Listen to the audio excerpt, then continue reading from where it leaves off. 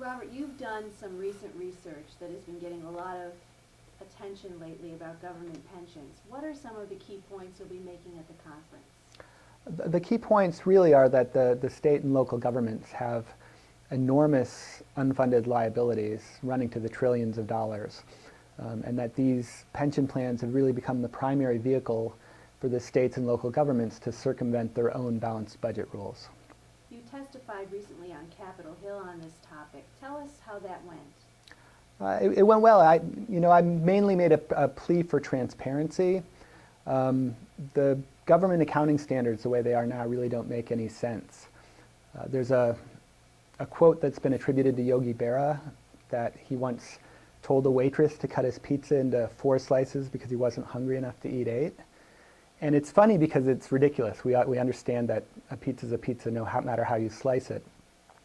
But as it is, the government's making decisions about programs worth multiple trillions of dollars using an accounting methodology that actually thinks that the pizza is smaller if you cut it into smaller pieces. This is a huge issue for the states. I know Governor Christie will be presenting as well. And New York, it's a huge issue. What are some of the key things that are most concerning to you on the topic? Besides, my obvious concern for my children being left with this huge bill for services that we're consuming today, I'm particularly concerned about some of the implications this has for the states in the worst shape, and in particular what's going to happen to the property values and tax bases in these states as they have to raise taxes and cut services and become relatively unattractive places to live. I also think there's a real potential for this issue to pit states against states. If there is a federal bailout, it's going to essentially transfer money from taxpayers in the states that have been more fiscally responsible to taxpayers in states that have been more profligate. So I have a concern that it's going to become a battle between states for federal dollars.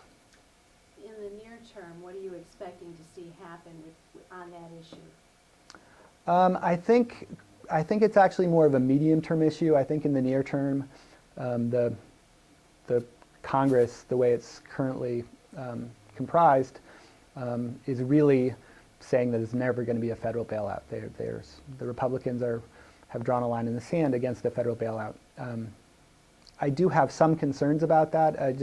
I think it's a fine stance to take. It's, I can tell my children that I'll kill them if they ever break the rules, and in theory they'll never break the rules, but the fact is if they do break the rules I won't kill them, and they know that, and I just think that it's very hard for the federal government to really credibly commit to never bailing out a state. So, what are some of the key takeaways for people who will attend this conference to walk away from the conference learning? I think the key takeaways are that I guess one is that the accounting matters here, that it's incredibly distortionary in the fact that it makes government services look less expensive than they actually are, which means that we're probably consuming more of them than maybe we should, and because of this, the states have gotten into big fiscal problems that are going to cause us to be paying higher taxes in the future.